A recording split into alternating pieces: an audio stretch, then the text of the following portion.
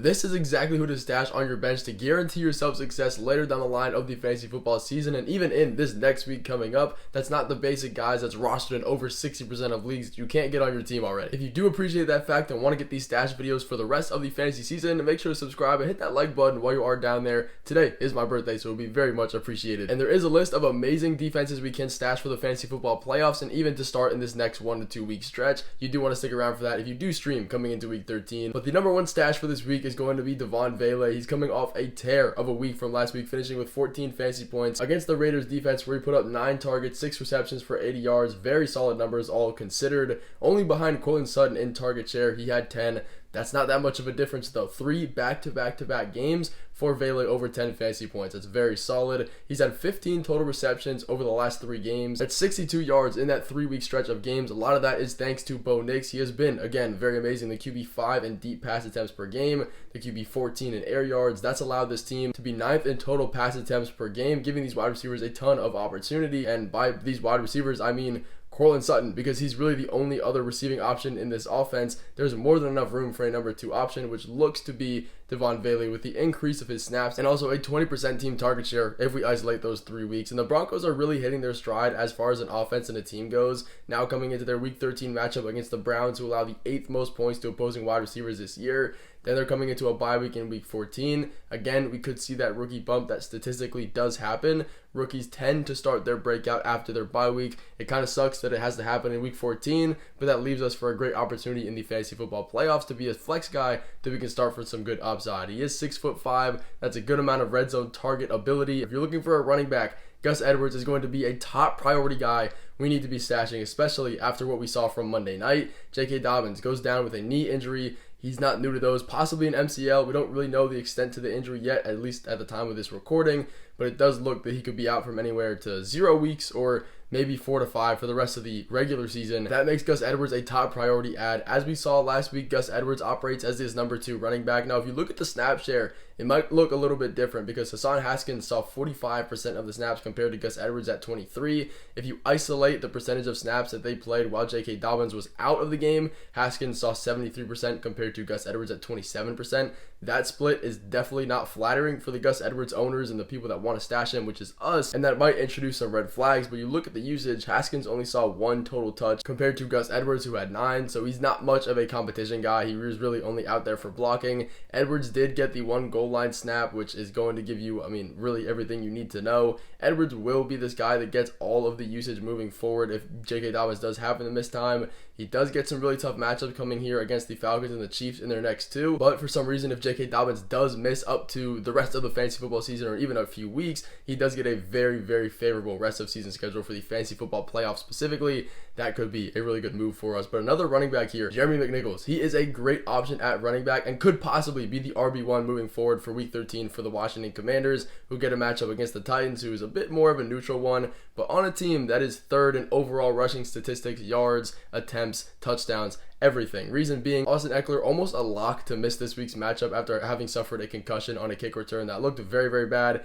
It's not confirmed, but he probably isn't going to play. And then we have Brian Robinson, who checked out early of last week's game with an ankle injury, ended up returning, playing the rest of that game out. But it's not uncommon to see running backs come back in from what looks to be a minor injury, and then as the days go on, they realize that the injury is kind of coming back up, swelling up a little bit, and then they're at jeopardy of missing that next week. And that's kind of exactly what we're seeing with Brian Robinson here. As of now, he is questionable with that ankle injury coming into this next week 13 matchup against the Titans. He is considered by Dan Quinn a wait and see situation.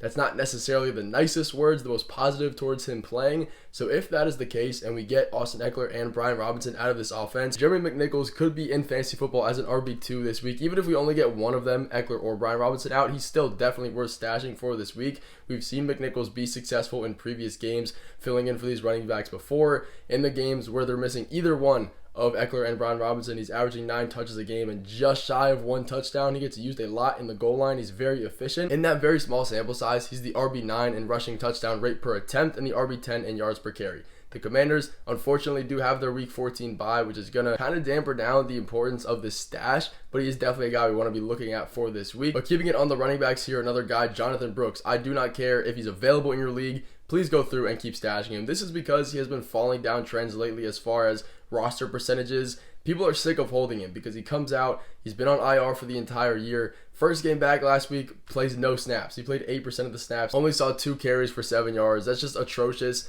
Everybody's overreacting though. My answer to you is he's been on IR. He's only 21 years old. This is his first game back. Why would you put him on the field for a bunch of snaps, especially when you have Chuba playing the way he is now? I still do think Jonathan Brooks is worth a stash, and maybe he won't be the RB1 this season. I never really believed in that narrative, but he's definitely a talented running back that does deserve a spot. His college numbers were there. He's a receiving running back. He's good on all sides and assets of being a running back as far as blocking goes as well. At the end of the season and maybe the fantasy football playoffs when the Panthers aren't playing for anything, maybe they start to increase the snap share for Jonathan Brooks and kind of dial Chuba Hubbard back. Yes, he signed that extension. Maybe they want to keep him healthy for the rest of the season when they might actually have more upside of being a real football team. And there always is that narrative that maybe Chuba Hubbard happens to get injured later down the line of the season. We can't be playing fantasy football off injuries, but there is that chance. And he does get a very good fantasy football playoff schedule, so you could be holding him for that reason as well. But a mustache tight end here is going to be Theo Johnson. I will continue to talk about him. He needs to be on our rosters.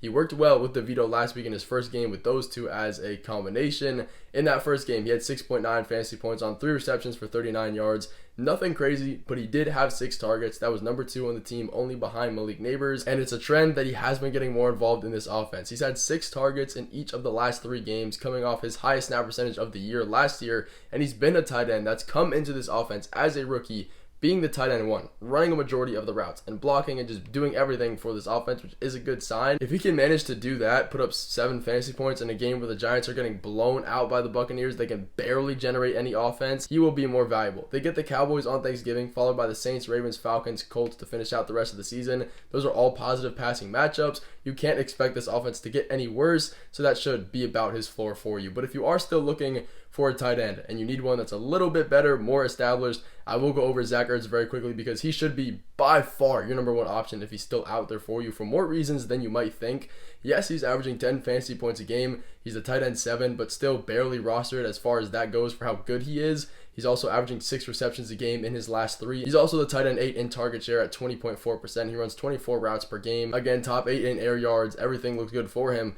Barely rostered for that, but we will likely have no Austin Eckler coming into this week, and he is a huge target hog in the short to intermediate game. And we all know the Commanders' college offense, that's what they get all of their usage from in that short game. Over 50% of their completions every single game is within 5 yards of the line of scrimmage. So if we're not going to have Austin Eckler in this offense, Zach Ertz is going to take a majority of that check down role, and he will be getting a ton of targets this week against the Titans, who are a decent matchup, a little bit negative, but Zach Ertz is going to be that guy. Now, they do have a bye week coming up in week 14, but a lot of these guys are 100% worth holding at this point. The fantasy playoff schedule is good as well against the Saints, Eagles, and Falcons, all pass first matchups for him. But another guy we need to be stashing here, he's more of a short-term ad, not as much as the traditional stash as you might think, but I want to make sure you guys are the most informed group of people on YouTube, so I will be talking about him very quickly. It is AD Mitchell. This guy needs to be stashed for this week specifically. He is the number 1 guy for the reason of Josh Downs is not going to be playing in this week. The Colts have already considered him to be a long shot to play in this week's matchup against the Patriots, which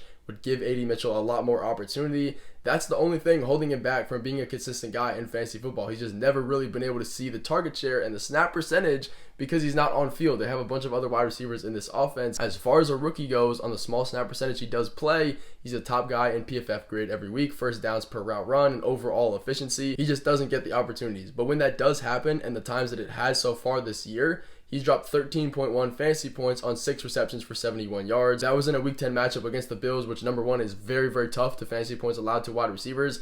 And that was the only game he played over 65% of the snaps. We could see that again this week with no Josh Downs. That opens up about 8 to 9 targets a game without him in this offense. AD Mitchell is great. It's a very easy matchup against the Patriots. We saw how many points they allowed on defense last week, and they allow a lot more in the slot specifically, which is where AD Mitchell would get a lot of his work. If you are looking for a quarterback, though, you need a fill-in, plug-and-play guy. Russell Wilson is going to be your answer there. There's not a ton of good streaming options on the waiver wire this week and for the rest of the year, so if you need one, now is the time to go get him. Russell Wilson, by far your best option here. He's coming off a down game against the Browns, only 13.8 fantasy points, but we have to be realistic. He played in a literal blizzard. There's not much you can do with that. He only had 1 passing touchdown. We can't take it away from him. Now he's coming into a Week 13 matchup, which is the complete opposite. No weather concerns, and a matchup which is very positive against the Cincinnati Bengals. We've seen how many points they've allowed to opposing offenses this year. They're absolutely terrible. If we just take a little sample size of what they've done in the past few weeks, they allowed 34 to the Chargers last week, 35 to the Ravens the week before that, then 24 to the Raiders, 37 to the Eagles. I could keep going for the rest of the season. They're averaging so many points allowed. Wilson is top 10 in passing attempts inside the 10-yard line as well. It's going to give him a ton of passing touchdown upside, which is what you want for quarterbacks that don't have a ton of rushing upside to keep their floor high. Then he gets the Browns in week 14, followed by a pretty favorable fantasy football playoff schedule. So a great add if you do need a fill-and-play quarterback. But a quick note, if you guys do have running backs that are very, very good, the Breece Halls, the Christian McCaffreys, now is your time to stash your handcuff running backs. You've played all the fantasy football season long with these guys. You made it to the fantasy playoffs, hopefully. Now is not the time to lose and throw away all your progress because you don't have a backup running back and yours just so happened to get injured. So the guys, Trey Benson, Roschon Johnson, Audric Estime, Cam Akers, Ray Davis, Gus Edwards, Jalen Wright,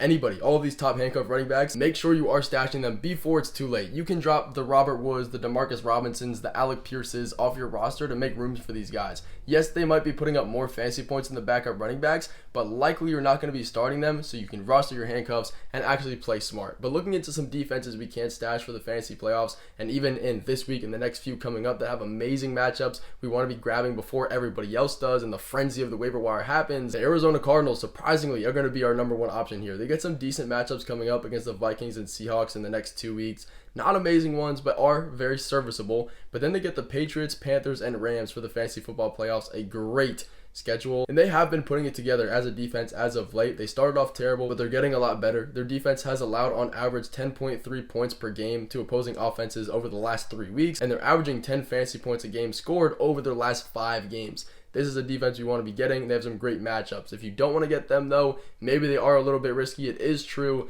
The Buccaneers is another amazing option if they are out there for you still, because they get the Panthers this week. That's a great matchup. You can start them in as soon as right now. But then they get the Chargers, the Cowboys, and the Panthers to finish off the fantasy football playoffs. I'm not in love with that Chargers matchup. It is a tough one, but the Cowboys are 32nd in EPA per play and 8th in points given up to opposing defenses. The Panthers, like they get this week in the championship, they allow the 5th most points to opposing defenses, and their offensive line is absolutely terrible, allowing a ton of sacks and more fantasy points in that aspect as well. But that is going to finish off this video. I do appreciate you guys watching all the way through, and I will see you in the next video coming tomorrow. All glory to the man above.